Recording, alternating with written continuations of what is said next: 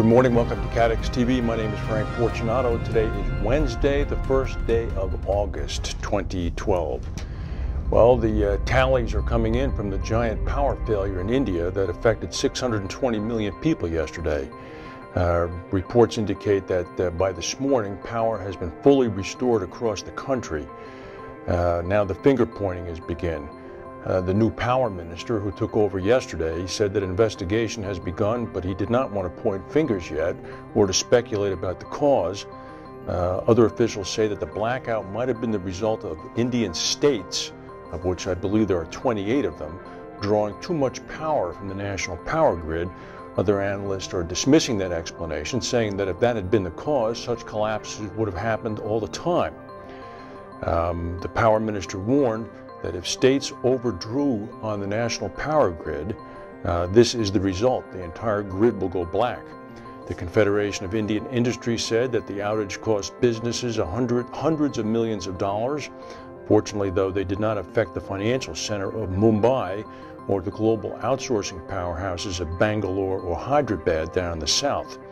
Part of the problem is that India relies on coal production for about half its power generation, and the coal supply is only 7 days in size insofar as inventory goes.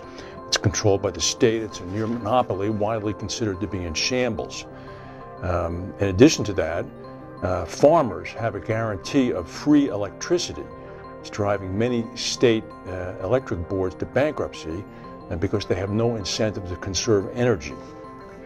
Meanwhile, in Taiwan today, a typhoon coming from Typhoon Seola, which battered the Philippines, causing 14 deaths, is now blasting the northern part of the island. It's dropped already about 30 inches of rain on the northern part, and in some weather reports, they're indicating that about 60 inches total could hit the northern part of the island. Dozens of flights have been canceled at Taipei's main international airport, and the city is expected to come to a virtual standstill later today. Here's an interesting story. Hedge fund heavyweight David Einhorn's reinsurance business, Greenlight Capital, based down in Bermuda, warned yesterday that other insurers are making, quote, irrational decisions insofar as underwriting deals in Florida in the face of heavy competition. According to the chief executive of the company, Bart Hedges, there's so much competition in Florida that some companies are writing deals he considered unsound.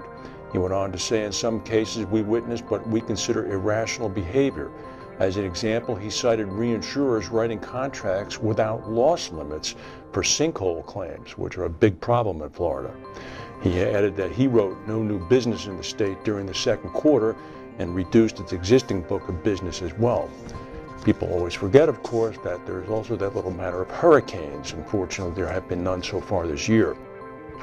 From Northbrook, Illinois, Allstate reported that second quarter profits have exceeded analysts' estimates as costs tied to natural disasters dropped. Net income was $423 million a share compared with a loss of $624 million this time last year. Catastrophes cost Allstate $819 million in this quarter.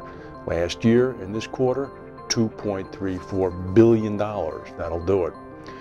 The problems in obtaining reinsurance in New Zealand has claimed another victim. The Chinese, Taiwan-based Taiping Insurance Company announced that it's pulling out of writing primary business. Can't get any more reinsurance in the area. In addition to that, we've now seen ecclesiastical insurance, and the French state reinsurer Caisse Centrale Reassurance has pulled out of New Zealand as well, so this is the third big one. Many others have scaled back.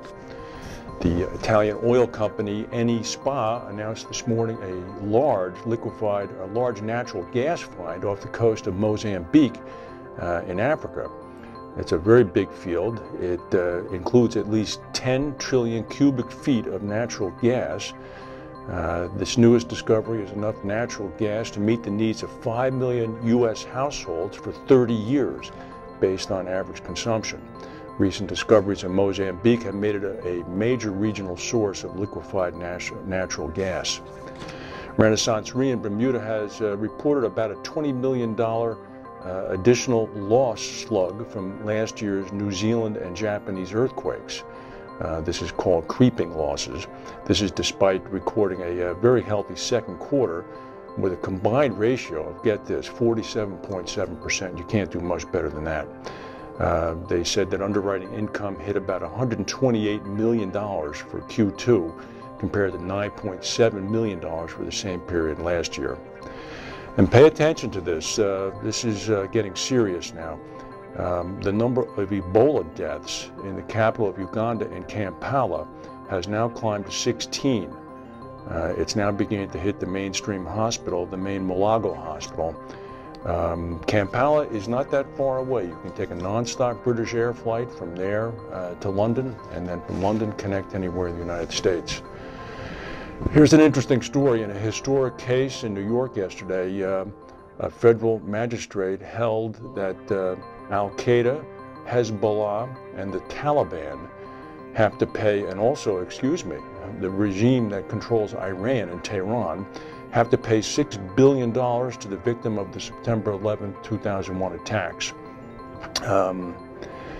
Iranian President Mahmoud Ahmadinejad has fully and repeatedly denied that there is any connection between Iran and the attacks on 9/11.